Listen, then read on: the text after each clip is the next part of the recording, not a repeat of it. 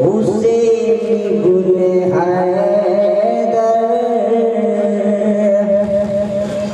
نبی کے نواسے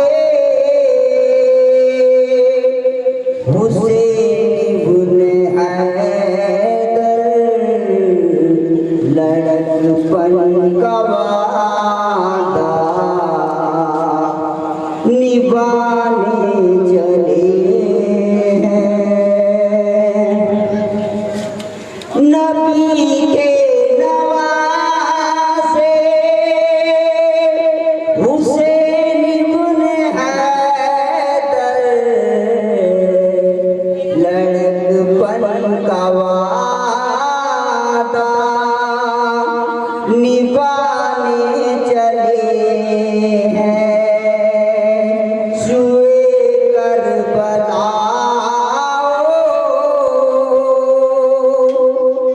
بہتر کو لے کر سوئے کربلا بہتر کو لے کر رضائے خدا سر کٹانے چلے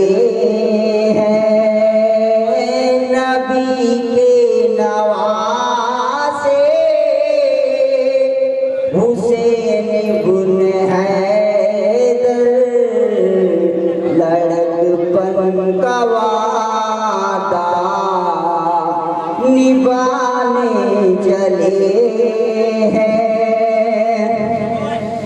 ہو دل دل پہ دیکھو شہادت کی دھن میں چلے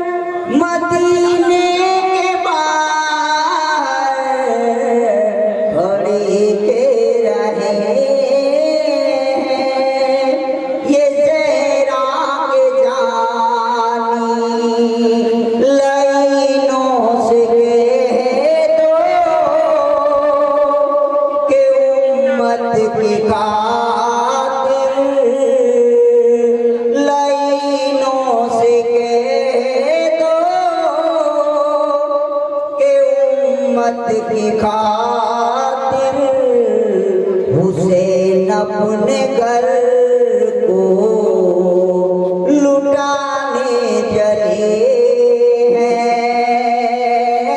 نبی کے نواسے حسین بن حیدر لڑکپن کا وعدہ نبھانے چلے ہیں جدھر دیکھیے موت ٹکا ہے اندھیرا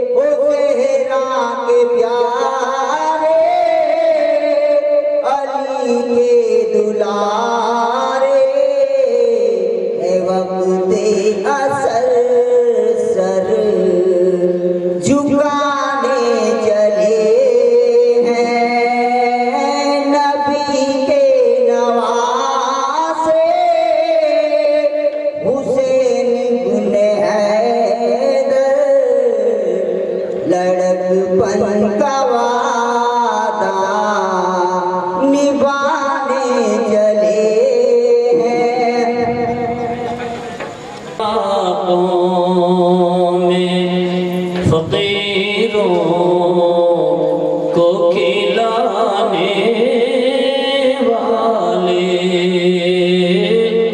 ایسے ہوتے ہیں محمد کے گھرانے والے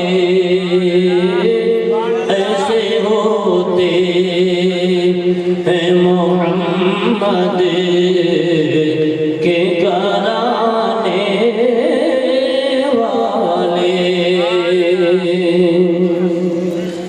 ان کے روزے کا تصور ہے میری آنکھوں میں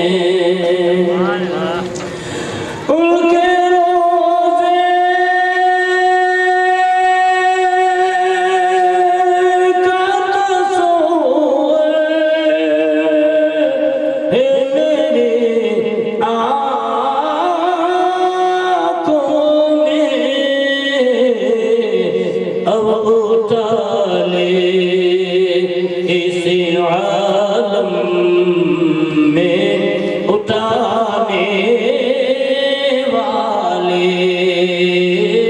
اب اٹھا لے اس عالم میں اٹھانے والے ہم نہیں کہتے یہ تاریخ بتاتی ہے ہمیں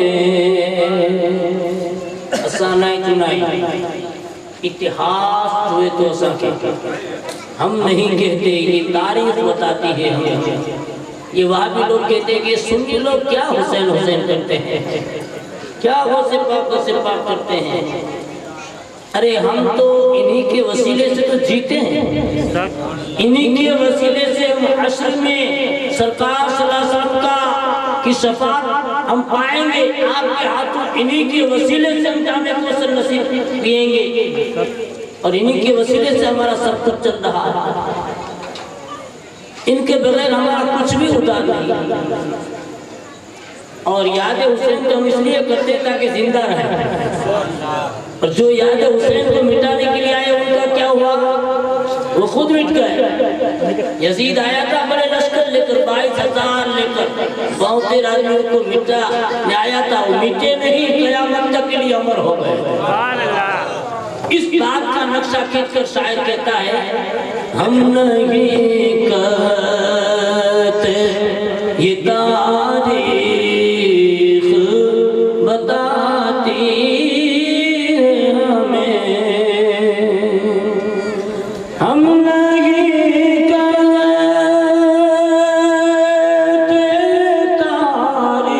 تاریخ ہم نہیں کہتے تاریخ بتاتی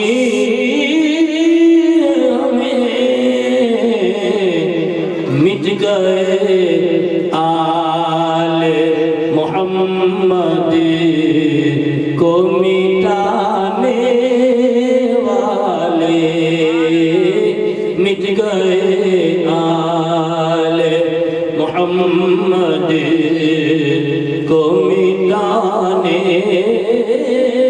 والے درود پاک پڑھیں اللہم صلی اللہ سیدنا مولانا محمد وعلى آل سيدنا مولانا محمد واصحابہ وبارک وسلم صلاۃ و سلام علیک یا حبیبی یا رسول اللہ صلی اللہ علیہ وسلم بہت ساری فرمائشیں آتی رہتی ہیں بابو ناگ پڑھنا بابو منقبت پڑھنا پہلی نہیں آنے تھی پہلی بھی مجھے کوفے والوں پڑھنا لیکن وقت بہت شورٹ رہتا ہے اس لیے ٹائم نہیں ملتا کچھ لوگ کہتے ہیں تقریر زیادہ کرنا سب کا مان رکھنے کے لیے تھوڑا تھوڑا میں کروں گا ایک چیز اگر آپ وعدہ کریں تو میں تھوڑی کوشش کر سکتا ہوں. اگر آپ لوگ جلدی آئیں تو میں بھی کل سے جلدی آ سکتا ہوں. بولو آئیں گے؟ اگر آپ ہمت کرو تو میں کل 9:45 کو آ جاؤں گا. اور آپ کو معلوم ہے میرا ٹائم فکس ہوتا ہے. اگر آپ 9:45 کو آ جاؤ تو میں 9:45 کو چالو کر دوں گا. بولو آؤ گے؟ انشاءاللہ بولو انشاءاللہ. تو ہمیں تھوڑا وقت ملے گا اور ہم تھوڑا ایک دوسرے کو سنانے کی کوشش کر سکیں گے. اب میں بلا تاخیر اپنے مقصد کی طرف آتا ہوں. بیان میں نے اپنا بیان چھوڑا تھا حضرت عثمان غنی کی شہادت پر،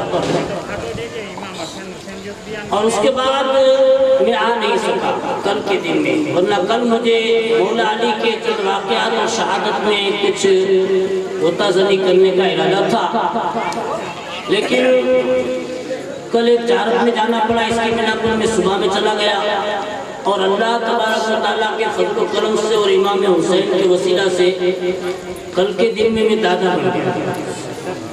میرے بڑے لڑکے جمیل احمد بابو کے وہاں پر اللہ پاک نے ایک لڑکا عطا فرمایا جس کا جنم کل سنیچر کو 9 بجے ہوا. تو اس حساب سے مجھے کل دواخانے پہ رکنا پڑا تو میں یہاں نہیں آ سکا. خیر اب اس میں زیادہ ٹائم نہ لگاتے ہوئے ہم آگے بڑھتے ہیں. مولا علی رضی اللہ تعالیٰ عنہ کے بارے میں آج ہم کچھ کہنے سننے کی سعادت حاصل کرتے ہیں. اب آپ لوگوں کو تھوڑا ٹائم کو زیادہ نکالنا پڑے گا، اس لیے کہ آپ کو 10 دن میں سب کچھ سننا ہے.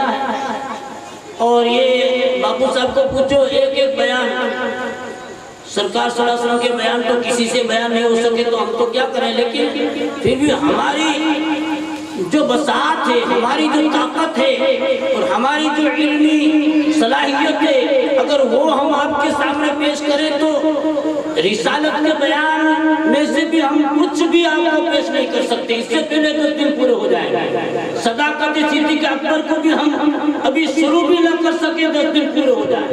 عدالت عمر فاروق میں سے ہم کچھ بھی بیان نہ کر سکے اس سے پہلے 10 دن پورے ہو جائیں. یہ لمبے چوڑے بیان ہیں، لیکن ہمیں سب کچھ 10 دن میں سننا ہے تو پھر ہم اشارے کر کے نکل جاتے ہیں.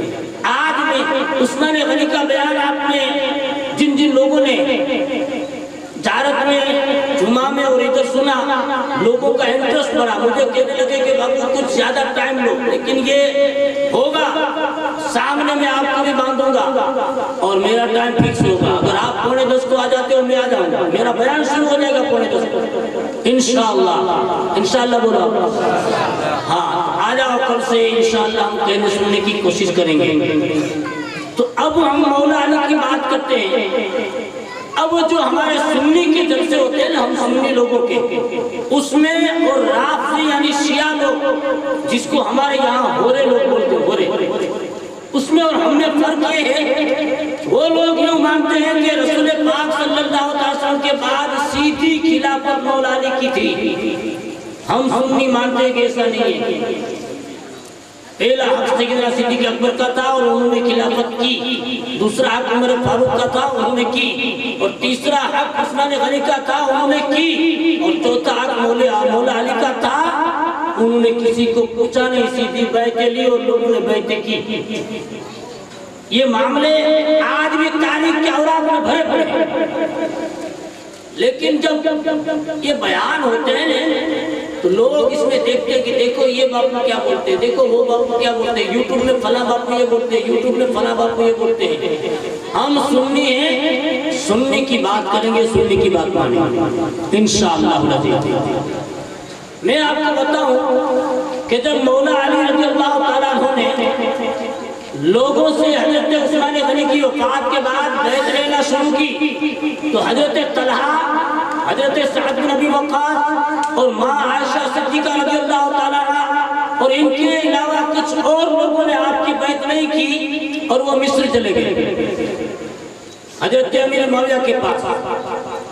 باقی مدینہ، کوفہ، بصرہ، مکہ، ان کے رہنے والے سارے لوگوں نے آپ کے ہاتھ پر بیعت کر دیا. اور مولا علی رضی اللہ تعالیٰ عنہ جب آپ بصرہ گئے تو بصرہ والوں نے آپ کو پوچھا، ابن عساکر نے لکھا ہے حسن رضی اللہ تعالیٰ عنہ کی روایت سے کہ جب آپ بصرہ گئے اور بیان کر رہے تھے تقریر، تو دو لوگ بیچ مجموعے سے کھڑے ہو گئے، مجموعے سے ابن الخوا اور قیس بن عبادہ رضی اللہ تعالیٰ عنہ، انہوں نے کھڑے ہو کر پوچھا کہ اے علی، دوسرے بیانات ہم آپ کے سنیں گے، پہلے ہمیں ایک بات بتاؤ کہ یہاں لوگوں میں یہ بہت سارے لوگ باتیں کرتے ہیں کہ رسول پاک صلی اللہ علیہ وسلم نے اپنے بعد سیدھا علی کو خلیفہ بنا دیا تھا، لیکن ابو بکر نے، عمر نے اور عثمان نے ان کا حق مان لیا ہے، کیا یہ بات صحیح ہے؟ مولا علی نے برجستہ، حضرت سے پوچھنا برجستہ کا مطلب کیا؟ بلا کچھ سوچے فوراً جواب دینا، اس کو بولتے برجستہ۔ کتابوں میں لکھا ہے برجستہ کا لفظ، آپ نے برجستہ اس ساتھ فرمایا کہ یہ جھوٹ۔ کیا جھوٹ ہے؟ کہ رسول پاک نے سیدھا مجھے خلیفہ بنا دیا ہو، یہ بات جھوٹ ہے۔ اور پھر مولا علی نے فرمایا، اور یہ شیعہ لوگ کیا مانتے ہیں، ہورے لوگ، کہ حضرت علی کی خلافت تھی، دوسرے خلیفہ نے آپ کی خلافت کو غصب کر لیا، ہم سنی نہیں مانتے اس کو، یہ نہیں ہے۔ اب یہ خود مولا علی کی زبانی قیس بن عبادہ نے کہا کہ آپ سے زیادہ اس بات کو سچائی کے ساتھ کوئی اور بیان نہیں کر سکتا، آپ ہی بیان کریں۔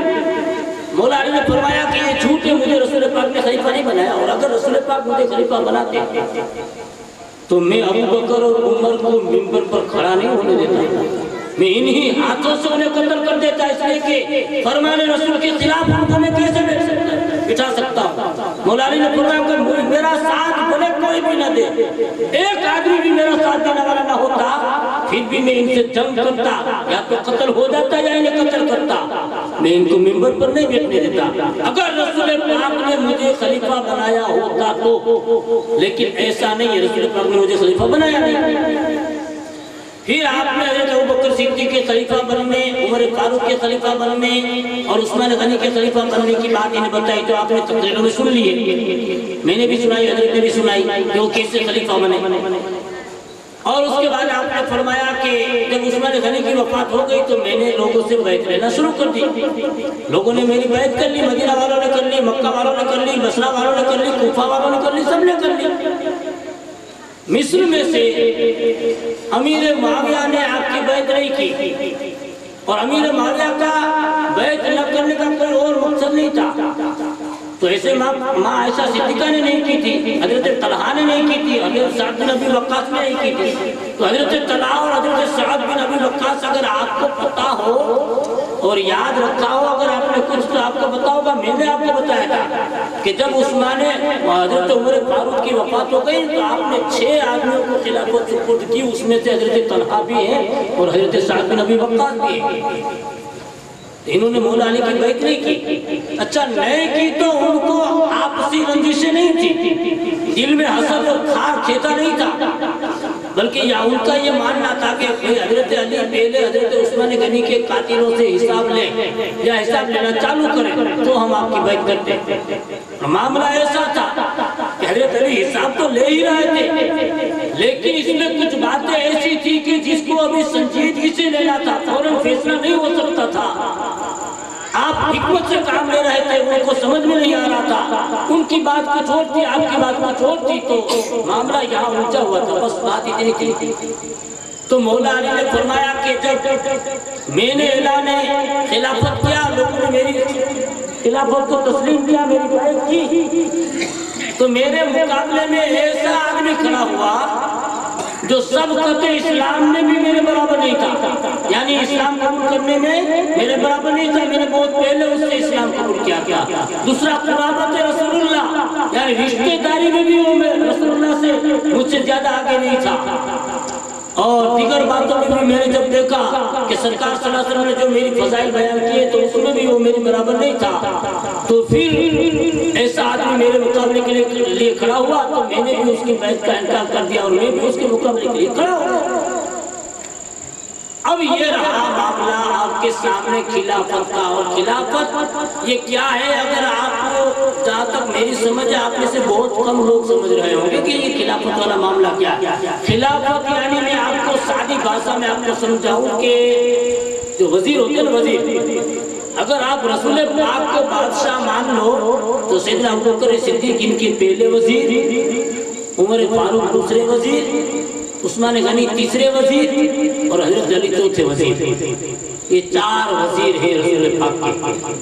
اس میں کچھ لوگ کہتے ہیں کہ حضرت علی پہلے وزیر ہیں اور وہ شیعہ ہیں، وہ رافضی ہیں۔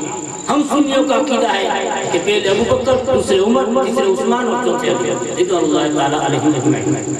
اب یہاں سے ہم آگے بڑھ جاتے ہیں، زیادہ اس خلاصے میں نہیں جاتے اور جانا بھی نہیں چاہیے، ضرورت بھی نہیں ہے۔ مولا علی جب خلیفہ بن گئے تو آپ کے سامنے بہت سارے مسائل کھڑے ہو گئے، اس لیے کہ پہلے وہ تینوں خلیفہ تھے تو ان کی حاضری میں فیصلے کرنا آسان تھا، وہ جو کہہ دیتے تھے لوگ مان لیتے تھے۔ اب مولا علی اکیلے ہیں، دوسرے صحابہ ہیں لیکن ان کے اندر میں تھوڑے تھوڑے اختلافات ہو گئے ہیں، کوئی مانتا ہے کوئی نہیں مانتا، کوئی چپ رہتا ہے کوئی بولتا ہے، معاملات بگڑ گئے۔ جب معاملات بگڑ جاتے ہیں تو پھر الجھنا بہت ہو جاتا ہے۔ لیکن مولا علی رضی اللہ تعالیٰ عنہ کا جو فضیلت حاصل ہے وہ بعض فضیلت ایسی ہے کہ وہ کسی کو حاصل نہیں، جو خصوصیات مولا علی کو حاصل ہیں وہ خصوصیات دیگر صحابہ میں سے کسی کو حاصل نہیں۔ ایک مرتبہ کی بات ہے کہ سرکار صلی اللہ علیہ وسلم جنگ تبوک کے موقع پر حضرت علی کو مدینہ شریف میں رکھ دیا کہ تم یہاں رہو، مسجد نبوی میں نماز پڑھانا اور عورتوں میں بچوں میں اگر کوئی مسئلہ ہو تو اس کا خیال کرنا۔ حضرت علی کو اچھا نہیں لگا کہ میں اتنا بہادر آدمی اور جنگ کا بالکل لائق و قابل ہوں، مجھے عورتوں پر آپ نے فرمایا یا رسول اللہ آپ مجھے عورتوں اور بچوں کا حکمراں بنا کے جاتے ہیں۔ سرکار صلی اللہ علیہ وسلم نے ارشاد فرمایا اے علی کیا تم اس بات پر راضی نہیں ہو کہ میں نے تمہیں جیسے حضرت موسیٰ علیہ السلام نے اپنے بھائی حضرت ہارون کو اپنا خلیفہ بنایا تھا، میں بھی تمہیں اپنا خلیفہ بنایا۔ اور یہ رافضی اور شیعہ لوگ کہتے ہیں کہ دیکھو یا رسول پاک نے حضرت علی کو اپنا خلیفہ بنایا اور یہ پہلی خلافت ہے۔ ہم سنی مانتے ہیں کہ وہ چند دن کے لیے تھی، دائمی خلافت نہیں تھی۔ دوسری بات کہ سرکار صلی اللہ علیہ وسلم نے جب اخوت قائم کی، ایک صحابی کو دوسرے صحابی کا بھائی بنایا، اس وقت مولا علی وہاں پہ حاضر نہیں تھے، بھائی یوں بنایا تھا۔ آپ کو اس کا خلاصہ کر دوں کہ جو مہاجرین ہجرت کر کے آئے تھے مکہ شریف سے جو مدینہ آئے تھے، ان مہاجرین کو ایک ایک مدینے والے کا بھائی بنایا، ایک مکے والا دوسرے مدینے والے کا بھائی، تو اس کو بولتے اخوت بھائی چارہ۔ جب رسول پاک صلی اللہ علیہ وسلم نے یہ بھائی چارہ بنایا کہ بھئی ابو بکر کا یہ بھائی ہے، عمر کا یہ بھائی ہے، عثمان کا یہ بھائی ہے، عبد الرحمن کا یہ بھائی ہے، اس طرح سے آپ نے ہر کسی کو ایک ایک بھائی بنایا، مولا علی کو کسی کا بھائی نہیں بنایا۔ اور بھائی بنانے کا مطلب کیا تھا معلوم ہے کہ جتنی تیری ملکت ہے اس میں سے آدھی اپنے بھائی کی، جتنی پراپرٹی ہو، 2 باغ ہو تو 1 باغ ان کا، 2 اونٹ ہو تو 1 اونٹ ان کا، 4 گھوڑے ہو تو 2 دونوں کے، مطلب اس کی ملکت میں سیدھا آدھا باغ رسول پاک نے جگہ دیا اور صحابہ اکرام نے اس کو خوشی سے قبول کیا۔ کتنی خوشی سے معلوم ہے؟ ایک روایت میں تھا کہ ایک صحابی کی 2 بیویاں تھی، وہ گھر والی بات تو مہاجر کے رسول پاک نے مدینے والے انصار کا بھا بنایا نے، تو یہ انصاری وہ صحابی کی انجھے گھرے گنی ہے تو گھرے گنی نے موئی بھائی نے کہا جو ان میں تھی کئی ساری ہے تو ہی ان کی اتنی تے طلب ہے پچھی عدت گزاری ہمیں ای بھائی انہی نکا ملی ایڑو صحابہ کرام نے ان کے دل تھی اگلا قبول کے کہ رسول پاک کے اگر ہی پسند آئے تو میری بدی والوں نے اپنا باغ نہیں تو ایڑی تیز صحابہ کرام نے ان کے وہ مہینہ ہوئے ای باغ جب پائلہ نے بھائی بنایا نے انہیں حضرت علی نام تو مولا علی کو کسی کا بھائی نہیں بنایا۔ جب مولا علی آئے آپ کی آنکھوں سے آنسو نکل گئے، آپ نے کہا یا رسول اللہ آپ نے ہر صحابی کو دوسرے کا بھائی بنایا، مجھے آپ نے کسی کا بھائی نہیں بنایا. میرے آقا نے اس وقت ارشاد فرمایا یا علیو انت اخی فی الدنیا والآخرہ. اے علی تم دنیا اور آخرت میں میرے بھائی دنیا اور آخرت میں میرے بھائی. تو میرے عزیزوں میرے دوستوں یہ فضیلت مولا علی کو حاصل ہے. سگے چچا کے لڑکے بھائی اور یوں بھی اخوت میں بھی رسول پاک نے آپ کو بھائی فرمایا. اپنی بیٹی ماں فاطمہ کا نکاح آپ سے کیا اور آپ کے نکاح کے آرڈر کا اللہ کی طرف سے آنا جبریل کو بھیجا جانا یہ بہت اونچی فضیلتوں کی بات ہے. اللہ تبارک و تعالی ہمیں صحیح سمجھ عطا فرمائے اور جب تک ہم دنیا میں رہیں ایمان کے ساتھ رہیں. پروردگار ہمیں دنیا سے اٹھائے تو ایمان کے ساتھ اٹھائے. آخری ایک بات میں پیش کر کے اپنی تقریر کو ختم کرتا ہوں. اور یہ جو فضیلتیں تھی نا اس میں مولا علی کی ایک خاصیت یہ تھی. سیدنا ابوبکر صدیق کے دور میں آپ چیف جسٹس تھے, فیصلہ کرتے تھے اور سزا دیتے تھے. عمر فاروق کے دور میں بھی آپ چیف جسٹس تھے, فیصلہ کرتے تھے سزا دیتے تھے. عثمان غنی کے دور میں بھی آپ جج تھے, فیصلہ کرتے تھے سزا دیتے تھے. اور یہ اس لیے تھے کہ رسول پاک نے فرمایا تھا انا مدینۃ العلم علی بابها, علی اس کے باب ہے, میں علم کا شہر ہوں, علی اس کے باب ہے, علی اس کا دروازہ ہے. اور علی کو کتنا علم تھا. جبریل علی کو بھی ایک دن مزہ آیا, پوچھا علی تم کہتے ہو کہ جس کو جو کچھ پوچھنا ہو مجھ سے پوچھو تو بتاؤ جبریل کا ہے. جبریل انسان کی شکل میں آ گئے, آدمی کی شکل میں آگے تھے. معروف جنی شکل کی نہیں آئے گا. جبریل نے پوچھو کہ چوکے جبریل کی لائے. مولا علی نے پہلے تو آسمان کی طرف دیکھا, تھوڑی دیر دیکھنے کے بعد زمین میں دیکھا, اور ادھر دیکھنے کے بعد پھر اس آدمی کو جو سامنے سوال کر رہا تھا اس کو کہا کہ اوپر دیکھا عرش عظیم تک آسمانوں میں کہیں بھی جبریل نہیں ہے. علی کی نظر دیکھو, کا اوپر دیکھا عرش عظیم تک کہیں بھی جبریل نہیں ہے, اور نیچے دیکھا تو سرا میں ساتوں زمینوں میں کہیں بھی جبریل نہیں. معلوم ہوتا کہ کہیں جبریل ہے. یہ علی کی نظر ہے. ایک مرتبہ ایک انسان آیا, 3 انسان آئے, اور انہوں نے کہا کہ یا علی ہمارے پاس 17 اونٹیں 17 اور ہم 3 بھاگیدار ہیں. ایک 50% کا بھاگیدار ہے, ایک 30% کا بھاگیدار ہے, اور ایک 90 بھاگ کا بھاگیدار ہے. 9%, 100 میں سے 9%, ایک 50% اور ایک 30%. تو آپ ہمارے ان اونٹوں کا ایسا بھاگ کر دو کہ ہم میں سے ہر کسی کو برابر ملے اور کوئی اونٹ کاٹا بھی نہ جائے اور کسی کو اس کی قیمت بھی نہ دی جائے. مطلب کہ آئے کتنا کہ 17 میں تھی اور 2 بات کرو એટલે કેટલા કે 8.5 થી તો 17 में जी अर्धे 50% जो भागीदार वो सीधो जकड़ो साढ़ियों का कपड़ो खपो जो ना कपो तो इनके अर्धे साढ़ियों की कीमत नहीं कपेगा. अगर 20,000 जो साढ़ियों आए तो इनके 8 साढ़िया दे दियो અને 2,000 रुपये रो तो साढ़ियों कपड़ो ना खपो. इस तरह से उन्होंने कहा कि कीमत भी नहीं और ऊंट काटना भी नहीं. आपने थोड़ी देर तवक्कुल फरमाया. बड़े बड़े होशियार और समझदार और हिसाब करने वाले बैठे थे. उन्होंने कहा कि एक नहीं 3 ऊंट काटने पड़ेंगे. अकड़ो ना तेरे साढ़िया कपो ने तो भाग पे रखो कोई नहीं नाम नहीं तो आए हिसाब करो तो सीधी गाना है. 17 में से अर्धो भाग करो तो 8.5 थी.